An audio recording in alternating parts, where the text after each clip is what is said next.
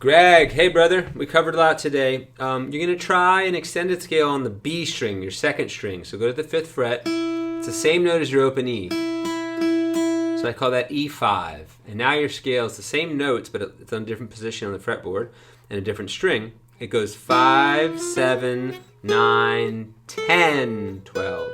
It's just a partial scale, and then back down. And I want you to play down on the second string, up on the first. So get this going in your right hand. Down, up. I call this a down-up scale instead of up-down. And then you just go.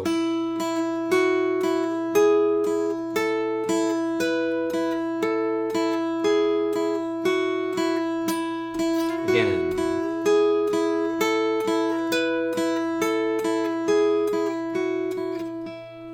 For your major pentatonics, we added what's called a passing tone, and it makes it a blues scale. So now you add the 3rd fret to all the major pentatonics like this. I'm going to do this quicker. Same thing with the A scale, and the D scale, and the G scale. So that's really easy to do once you've understood it. With the minor pentatonics, I want you to do them active, which means you hammer them all on and pull them off. On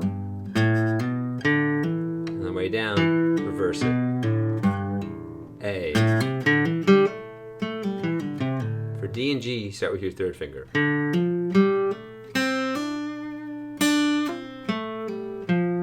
And G.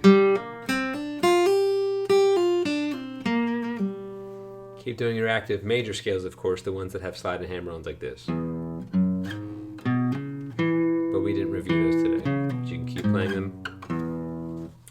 Okay, and then your second chord cycle is the one you're goofing up a little bit. It's G, C add 9, and D's in the same position. Your 3rd finger's already there. Then back to C add 9. And that's a perfect segue into Molly's Lips, which is just G and C add 9. And you go down, down, down, up, down, down, down. Kiss, kiss Molly's lips. She said she'd take me anywhere. That's the whole song.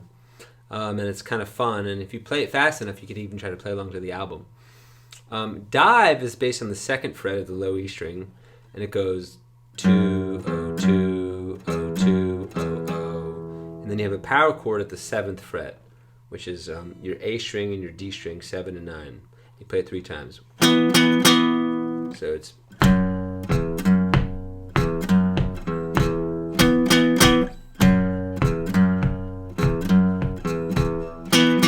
Then we introduce your first bend. That's when you put your finger on 2 and you tug it downward and then you let it come back to position. You can do it slowly, but we actually want it to be fast, like this. Like you're just wiggling the string. So now every other time you do that. And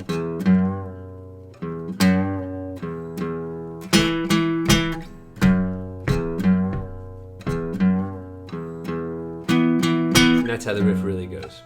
And then finally we did Bruised, which is also power chords. You start on the A string at the 2nd fret, then the E string at the 2nd fret, then the A string at the 7th fret, and then you drop your first finger to the 6th fret, and you go back to the E string 2nd fret.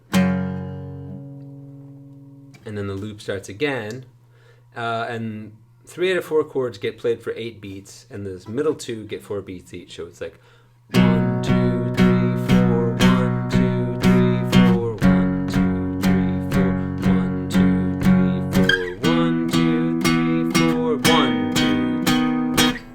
2, 3. And then the whole pattern will start over.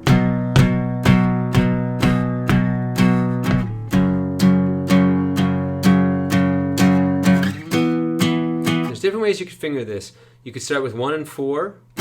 First finger in your pinky, that way your first finger drops more comfortably. You could just try to stretch out your first finger and leave your ring finger down, which is uncomfortable even for me, but it's doable.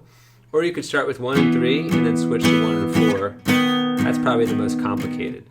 So if the stretch is bugging you too much, I would switch to 1 and 4, 1-4 again. First finger, pinky. And if it's not, just keep practicing it because a little stretch goes a long way. Just ask your mom. Have fun, dude.